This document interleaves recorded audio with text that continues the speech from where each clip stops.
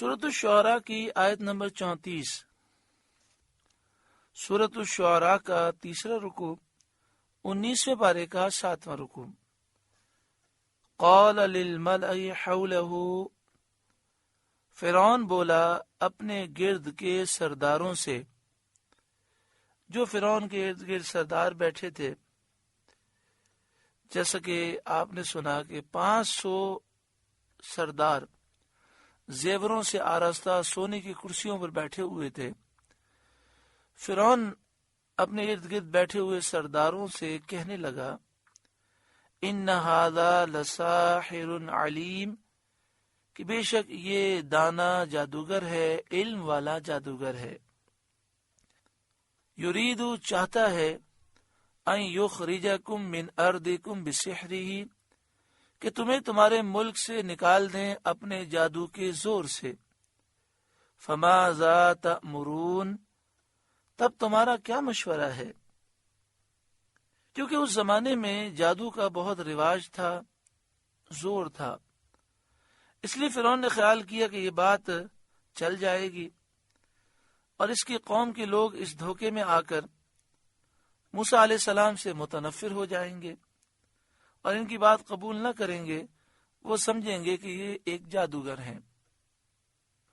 قالو، وہ بولے، ارجہ و اخاہ، انہیں اور ان کے بھائی کو ٹھہرائے رہو، وابعث فی المدائن حاشرین، اور شہروں میں جمع کرنے والے بھیجو، یأتوک بکل سحار علیم، کہ وہ تیرے پاس لے آئیں ہر بڑے جادوگر دانا کو، جو جادو کے علم میں بقول ان کے حضرت موسیٰ علیہ السلام سے بڑھ کر ہوں۔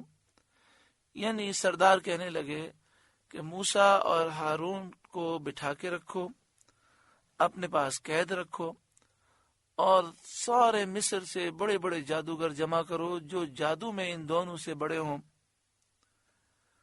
اور وہ لوگ اپنے جادو سے حضرت موسیٰ علیہ السلام کے معجزات کا مقابلہ کریں، تاکہ حضرت موسیٰ علیہ السلام کے لیے حجت باقی نہ رہے اور فرعونیوں کو یہ کہنے کا موقع مل جائے کہ یہ کام جادو سے ہو جاتے ہیں، لہذا نبوت کی دلیل نہیں۔ فَجُمِعَ السَّحَرَةُ لِمِيقَاتِ يَوْمٍ مَعْلُومٍ، تو جمع کیے گئے جادوگر ایک مقرر دن کے وعدے پر۔ وہ دن فرعونیوں کی عید کا دن تھا، میلے کا دن تھا، اور اس مقابلے کے لیے وقت چاشت مقرر کیا گیا تھا۔ چاشت کا جو وقت ہوتا ہے، سورج جب طلوع ہوتا ہے اس وقت سے لے کر زوال کا جو وقت ہے، اس کا جو پیریڈ ہے اس کا درمیانی وقت ہے۔ مثلا فی زمانہ پاکستان میں جیسے صبح 9 ساڑھے 9 بجے جو ہوتا ٹائم ہے وہ چاشت کا وقت ہوتا ہے۔ اس میں گرمی اتنی زیادہ نہیں ہوتی لیکن روشنی اچھی طرح پھیل چکی ہوتی ہے۔ یہ وقت حضرت موسیٰ علیہ السلام نے خود تعین کیا تاکہ سارے لوگ جمع ہوں اور وہ معجزے اور جادو کا فرق سمجھ لیں۔ وقیل للناس هل انتم مجتمعون، اور لوگوں سے کہا گیا کیا تم جمع ہوگے، تاکہ دیکھو کہ دونوں فریق کیا کرتے ہیں اور ان میں کون غالب آتا ہے۔ لعلنا نتبع السحرة ان كانوا هم الغالبین، شاید ہم ان جادوگروں ہی کی پیروی کریں اگر یہ غالب آئیں۔ اگر یہ موسیٰ علیہ السلام پر غالب آ جائیں تو ہم پھر جادوگر کے پیروکار بن جائیں۔ اس سے مقصود ان کا جادوگروں کا اتباع کرنا نہ تھا، یہ جادوگر کی پیروی کرنے والے نہ تھے، ان کا مقصد یہ نہیں تھا، بلکہ غرض یہ تھی کہ اس ہیلے سے، اس مکر سے لوگوں کو حضرت موسیٰ علیہ السلام کے اتباع سے روکیں، موسیٰ علیہ السلام کی پیروی کرنے سے روکیں۔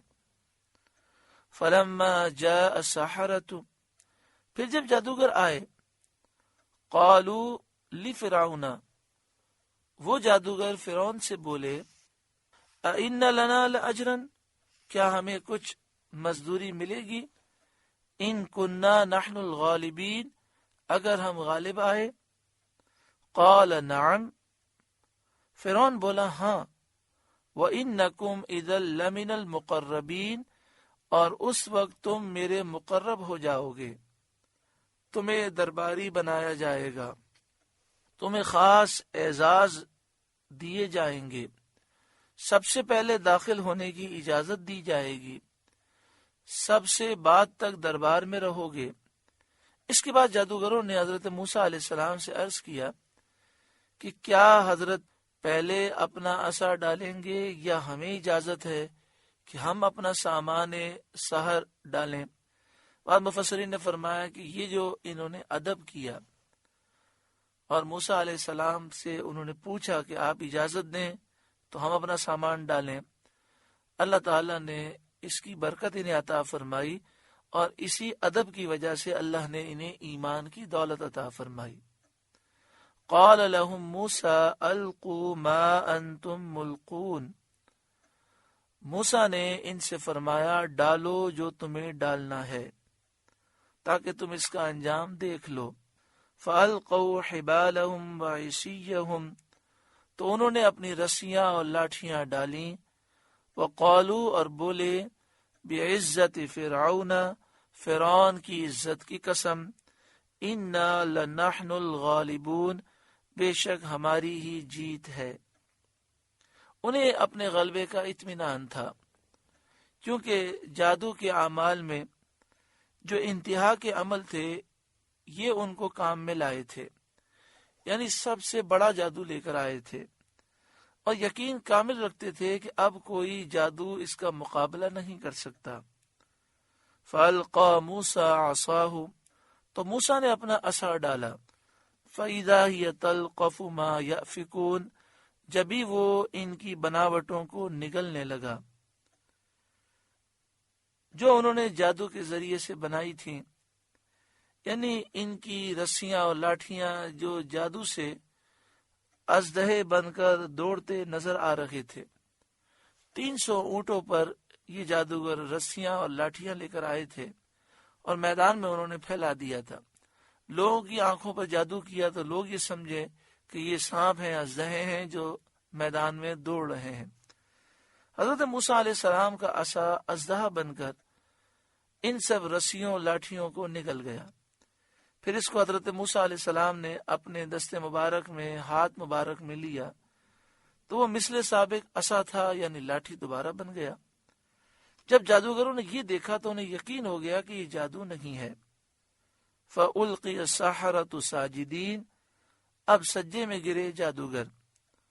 قالوا، وہ بولے، آمنا برب العالمین، ہم ایمان لائے اس پر جو سارے جہاں کا رب ہے، رب موسیٰ و ہارون، جو موسیٰ اور ہارون کا رب ہے۔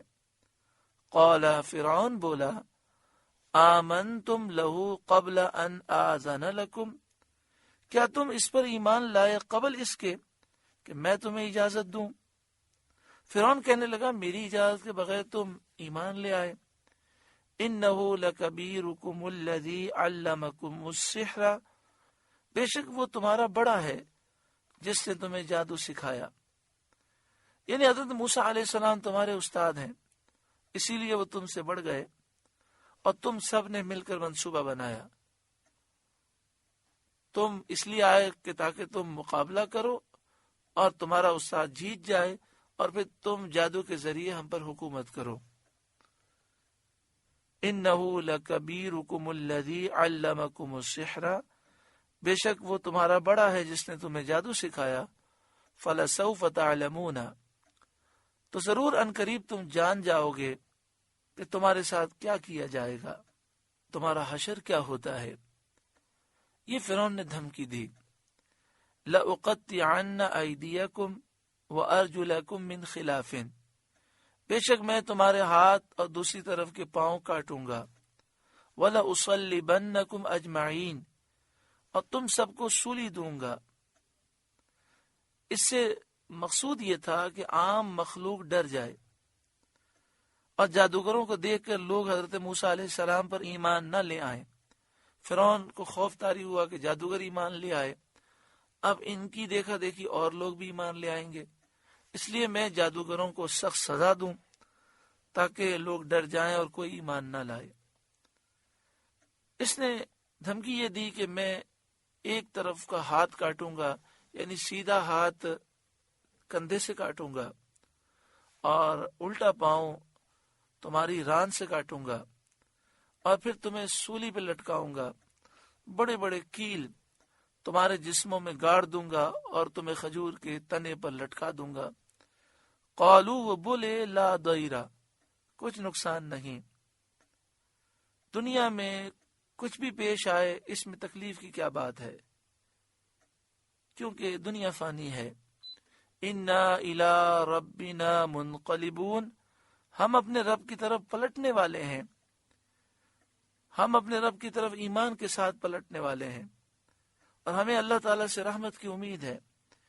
انا نطمع ان یغفر لنا ربنا خطایانا ان کنا اول المؤمنین، ہمیں امید ہے، انا نطمع، ہمیں طمع ہے، ہمیں امید ہے، ان یغفر لنا ربنا خطایانا، کہ ہمارا رب ہماری خطائیں بخش دے، ان کننا اول المؤمنین، اس پر کہ ہم سب سے پہلے ایمان لائے، فرعون کی قوم میں سے ہم سب سے پہلے ایمان لائے، یا اس وقت مجمع میں جتنے لوگ حاضر ہیں ان میں سب سے پہلے ہم ایمان لائے۔ اس کے بعد فرعون نے ان جادوگروں کو شہید کر دیا، اور وہ ایمان کی سلامتی کے ساتھ دنیا سے شہادت کا رتبہ پا کر تشریف لے گئے۔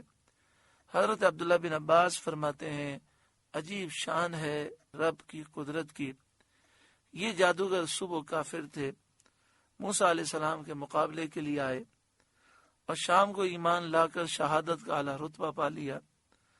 اللہ تعالی ہر ایک کا خاتمہ ایمان پر نصیب فرمائے۔ دنیا سے جانا تو ضرور ہے، بڑے بڑے کر و فر والے بادشاہ چلے گئے، آج جو ظالم ظلم کر رہے ہیں وہ بھی چلے جائیں گے، بس دعا کریں اللہ تعالیٰ اہل حق کو حق پر استقامت عطا فرمائے۔